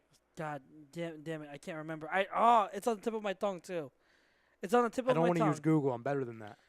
I'll think of it. Yeah. Yeah. I can't. Yeah, but Steve Lyons on back in the early '90s in baseball. Steve Lyons on first base fixing his pants fell down. what? You His never saw pants that fell- one? No, I didn't. What he was about, playing for Cleveland then. Yeah, he was adjusting his pants after he was like on the base, and his belt came undone and his pants fell completely down. And he Holy- picked his pants up real quick. Holy crap. What about Buckner, Red Sox? That's a mental Oh, breakdown. Buckner. That's a huge one. Buckner's? I would put that over J.R. Over Smith for JR's? sure. It was in the playoffs? You said? Boston was a heavy favorite. That was the '86 World Series. Oh, that was in the World Series. that's Boston was a right. heavy favorite. Against the Mets. In fairness to Bill Buckner, though, what isn't talked about was Bill Buckner had an injury that very easily could have made it difficult for him to get down like that. It was a mental mistake, but he was dealing with nagging injuries, and I think he took a lot more heat than he should have had. But I would definitely put the Bill Buckner is probably the biggest of all time in any sport. Blair Walsh. Blair Walsh, yeah. I was Blair about to Walsh. say. Sweeps chimed in. Blair Walsh. Thank you, Sweeps. Thanks, Uncle Sweeps. Yeah, I would say Yeah. that's probably the Bill Buckner play. Like, I understand the injuries, I understand that, but given the circumstances, given the curse, obviously, and how, obviously that was their moment. You know what I mean? Yeah. That could have been the narrative could have been completely different. Oh, and then let's talk about the Minneapolis Miracle, who's the Saints safety Oh gosh. that just gave that up to Stephon Diggs. I Right. can't remember his name now, but that's pretty embarrassing. I don't know if it's all time embarrassing, but No, I would put That's it like a- this that was a year. horrible Or maybe. how about the Miracle in the Meadowlands? Not just one. Take that out. Meadowlands 2, with the to shot where and- clearly you don't kick the football Yeah. to him. Yeah. Punter. Matt And Dodge. the punter Yeah. still kicked the Matt ball Dodge. right to him and gave him the opportunity. It's funny seeing Coughlin. He's That like, is a he like mental tears off his breakdown. headset. He's like, He's like, what are you doing? Why is the play still alive? That was an absolute brain fart right Yeah. there in a big spot. yeah, that was great. That What was do we have here? Kevin. Kevin 2512. Oh, that's Belgrade. Kev. Yeah, it's Kev. He says, should have been fired a week ago. What are the 76ers front office waiting for? Don't want to affect anything this offseason. That is fake, evil, poison people like Brian Colangelo. Fire him now. Agreed. Sweeps chimes in from the rafters again. He says the Saints player was Marcus Williams. There you go. Thank you, Sweeps. Thanks, Sweeps again. Uncle Sweeps. Let's end it on Uncle Sweeps. Uncle Sweeps. It was good. Guys, Next- great show. Fun show tonight. Next week we'll have running backs, and we'll have Paulie here, so Paulie will be here next week. we'll rank running backs. So, yeah, obviously you can see us on YouTube and Facebook and stuff, guys. Don't forget if you miss any part of the show and you want to listen to an audio version, we are on SoundCloud as well. So if you want to listen on your way to work tomorrow, on your lunch break, but you don't have the benefit of being able to pull up video, there is an audio version that you can catch up on. I don't think we really mentioned that too much, and I thought tonight let's make sure we put that out there because I do have Good people plug. that tell It's a me good they plug. can't really catch the video all the time. Yeah, and I'll throw another cheap plug for our Real Talk group again. Exciting stuff, especially next week. I'll say that we have a little fun thing we're announcing next week. So if you're not already in there, definitely get in there. Yeah, and the Real Talk group, man, it's A2D turned up in a couple extra notches. So we're very active on there. We have a lot of fun conversation and arguments because we all agree to disagree. Heck yeah. But obviously Wednesday, tomorrow night, we have The Fix. We have AM and the PM with Mike and Tom. Thursday, Lazy Booking. Jesus, I forgot the show that I'm part that of. you're on. We have we got Lazy Booking Thursday night with Hockey Happy Hour. Obviously, hockey playoffs going on, so that's huge. Off Friday, off Saturday. Sunday, Agree to Disagree. Monday, we have the Sports Hounds. We got a lot of content here, guys, and hopefully some exciting stuff will be coming up on the horizon. So make sure you stick with us here on A2D. Like the video. Subscribe up top if you're not a subscriber on YouTube yet. Anything else for the greater good, fellas? Clearly not. Nope. Fire Colangelo. Fire Colangelo. Colangelo, Fire Matheny. I'll tell you what. Fuck it all. If we come on the air tomorrow and Brian Colangelo is still employed, good That's it. hell. Good That's hell. Mike Parker says sweeps the living sports encyclopedia. Amen. That's right. He's a Cardinals fan. He's a smart guy, guys. Just saying. But, hey, listen, if you join us on YouTube, Periscope, Facebook, thank you for joining us. We appreciate it.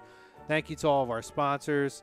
Gibson Mayer LLC, our certified public accountant, gibsonmayer.com. Stream Smart, Scanzano Sports, BMW of Atlantic City Studios providing us this beautiful studio here. A2DRadio.com. This has been Birds of a Feather. For Chucks, Chrome, Ryan, the Bro, Doe, I nicknamed myself. Paulie will be back next week, guys. Have a great week.